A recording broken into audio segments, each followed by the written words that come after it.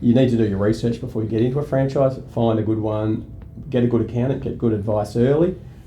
Make sure you know what you're doing and you're going into it with your eyes open. At the end of the day, the franchise model is you're paying a percentage of your turnover to head office, so you need to be very comfortable that you're going to make money.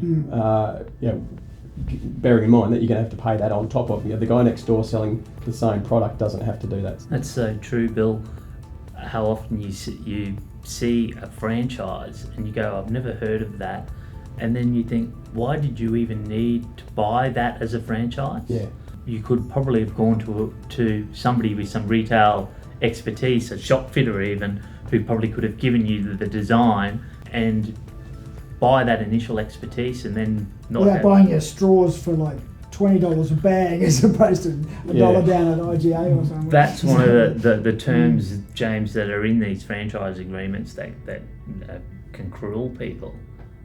How locked in you are to your franchisor's system.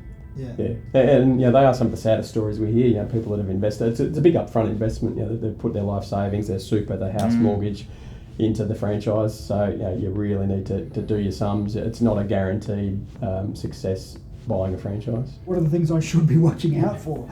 I'd certainly be looking. You really want to see the numbers, and particularly if you're buying an existing franchise, you want to see what happened to the guy before you.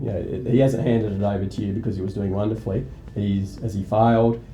Has he just retired? You need to know the full story. You need to see the numbers on that location, and if it's a new location, you need to do your research and are the predictions that have been provided to you likely to be achieved. What I would say is that if you've got yourself into a franchise and things aren't going as well as you hoped or expected, get some early advice, because unlike building construction in Queensland, at least, building construction, you're in liquidation and out of business, or you're trading. With a franchise, there is a possibility to take some remedial steps. You might be able to see Bill early and put the thing into some form of safe harbour or voluntary administration. There might be an opportunity to negotiate something with the franchisor. Most franchisors don't want to see their franchisees fail, and there's an opportunity to get some external advice and do what's needed to reform the business. The franchisees may be an easy way to make money for them in the short term, so you're really going to be wary of that.